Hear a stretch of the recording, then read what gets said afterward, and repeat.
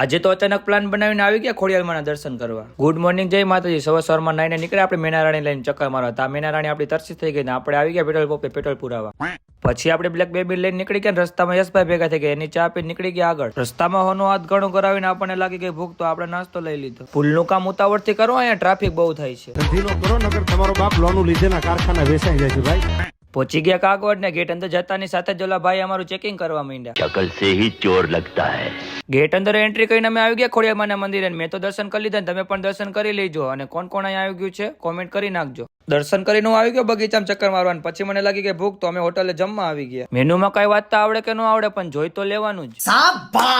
આપણે જમવામાં પનીર ટીકાનું શાક ને ચાઇનીઝ ભેળ મંગાવી લીધી. તમારે કોઈને ખાવું હોય તો કોમેન્ટ કરી નાખજો, હું તમને એડ્રેસ આપી દઈશ.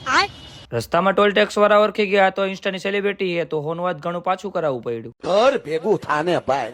હાઈન પડી ગઈ નું પતંગ ચગાઈ નાખું. તમે લાઈક કોમેન્ટ ફોલો કરી નાખજો. Bye bye.